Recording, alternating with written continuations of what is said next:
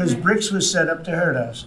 BRICS was set up to degenerate our dollar. And if we lost the world standard dollar, that would be like losing a war. This is shaping up to be a crazy week already. Bitcoin just hit another all-time high early this morning, 123,000. Right now, we are in the final battle to save the US dollar as we speak. It's like the final boss fight. On the one side, the United States. The other side is the BRICS nations, led by China, who are dumping US dollars and hoarding gold.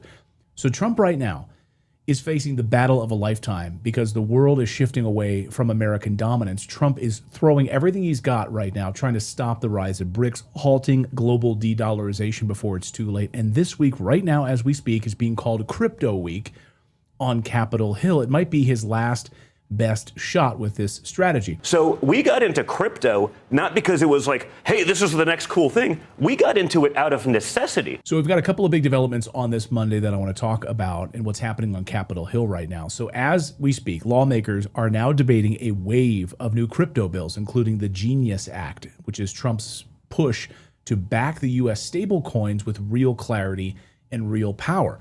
He's also backing the Anti-CBDC Surveillance State Act, Anti-Central Bank Digital Currency Act, and the Clarity Act. So this isn't just regulatory housekeeping happening in Washington right now. This is economic warfare.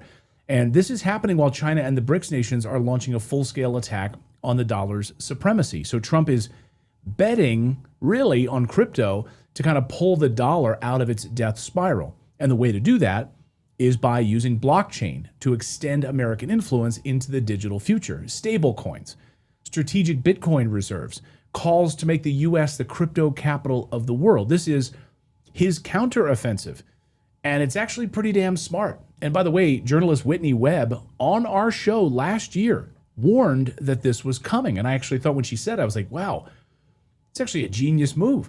She said this is likely going to be the only way to save the US dollar as the world's reserve currency, tying it to stablecoins. Otherwise, it's pretty much going belly up. Now, if you're unfamiliar with stablecoins, don't worry.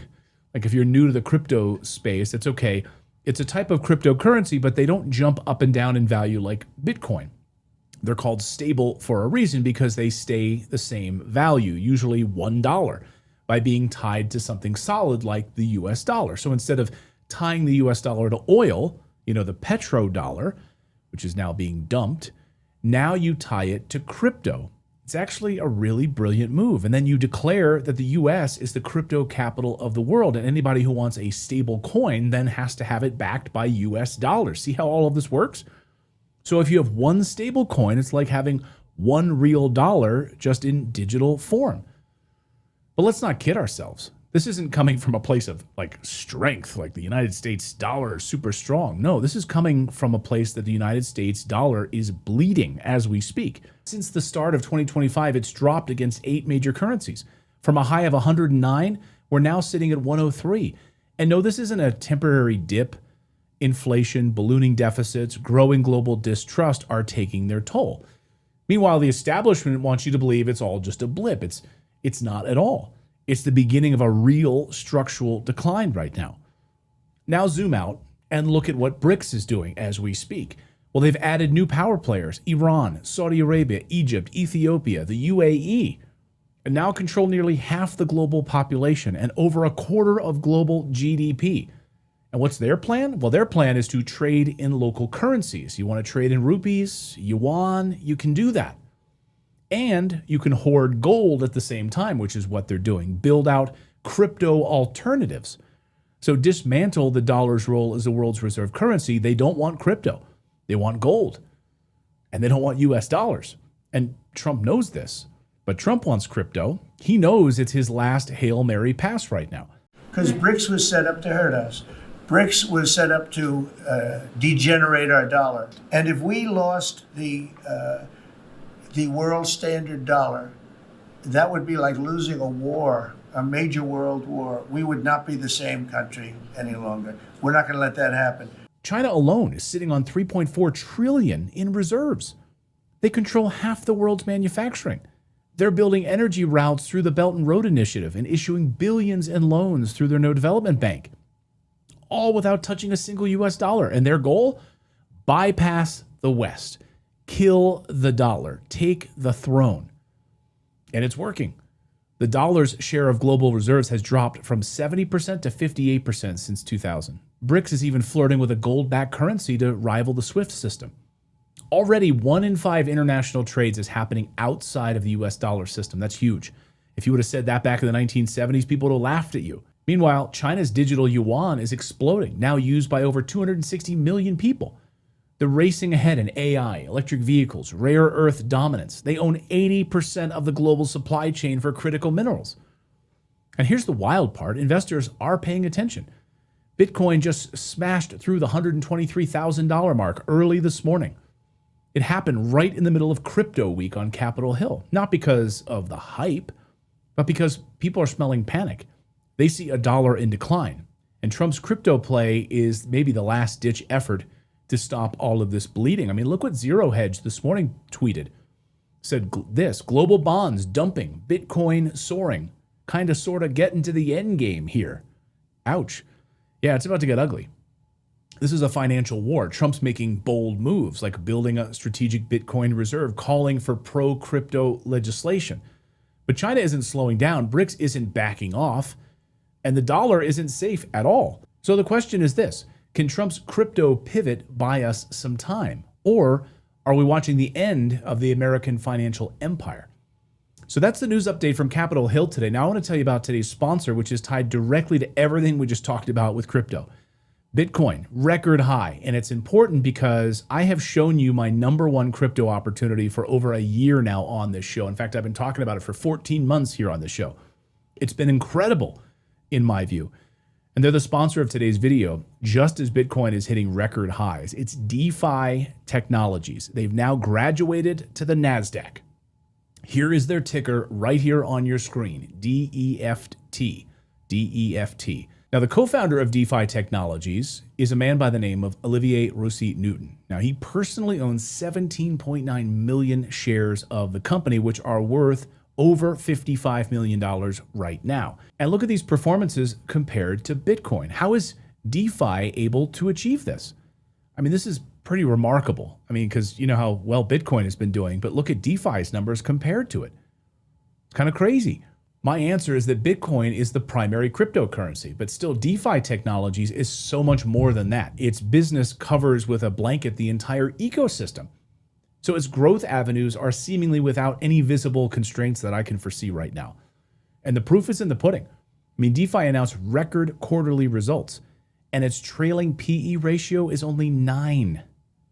DeFi is a profitable business that grows globally with the continuous adoption of decentralized finance and crypto assets. I've already shown you a 5-year track record that highlights what the company's management can generate from the demand for crypto-related products by private and institutional investors.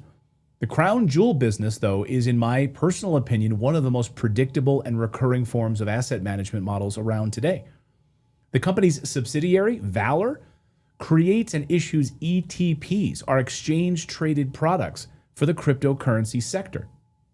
As this image shows you, at the end of May 2025, Valor had $800 million under management, and then it monetizes that sum in a way that other asset managers can only dream about. Here's a fun chart to think about. What you're looking at right here is a peer comparison at the top and a theoretical market cap of DeFi Technologies if it were ever to trade in line with these peers. DeFi Tech is simply an exemplary business, and there's so much more that I have to share with you because Bitcoin's price at Trump's first inauguration was approximately $900. By the end of his term, it had risen over 36,000, reflecting a 4,000% increase. Bitcoin then started Biden's term at 36,000, reached 69,000 by Election Day 2024. It was a 93% increase. Since Trump's re-inauguration, Bitcoin has surged 60% from 69,000 up to, this morning, 123,000. So DeFi Technologies' outperformance of Bitcoin is pretty remarkable. It's a rarity given Bitcoin's status as the leading cryptocurrency with a 1,283.6% 5-year return. Historically, few assets, traditional or digital, surpassed Bitcoin's growth, which averaged 671% annually since 2013. This is why I've been profiling DeFi tech for 14 months on this show, because I believe it's just special. And yet it trades at far more modest multiples on its earnings than its direct peers. And its share price has been cut by 33% since mid-May of 2025. DeFi Tech also partially owns Swiss bank called Amina, which has been seeing surging record revenues as well. So how many companies have you seen that launch an arbitrage trading desk with zero risk and loaded up with incentives for the traders to share the gains with shareholders? That's what they did. They launched DeFi Alpha, which is what their trading desk is called. And it's another business department that has been a resounding success for the company. Now, when I first learned about it, I was shocked. Then the gains started pouring in. The sums are far larger than I anticipated. I believe even management was pleasantly surprised by this. Think about it this way. Without the shareholders lifting a finger, the trading desk has generated right around $100 million in its first year. And these funds are retained on the company's balance sheet. It was launched in Q2 of 2024. DeFi Alpha was established to execute low-risk, high-efficiency trading strategies across centralized and decentralized markets. In its first year of operations, DeFi Alpha generated $96.8 million in revenue through systemic arbitrage trading, significantly enhancing DeFi Tech's liquidity and their digital asset reserves. By the way, did I mention that friend of the show, Anthony Pompliano, is also a shareholder of DeFi Technologies? Yes, he is. That's how I first learned about it. So guys, research DeFi Technologies if you haven't already. Crypto Week is already getting crazy, and we will see you next time, everyone.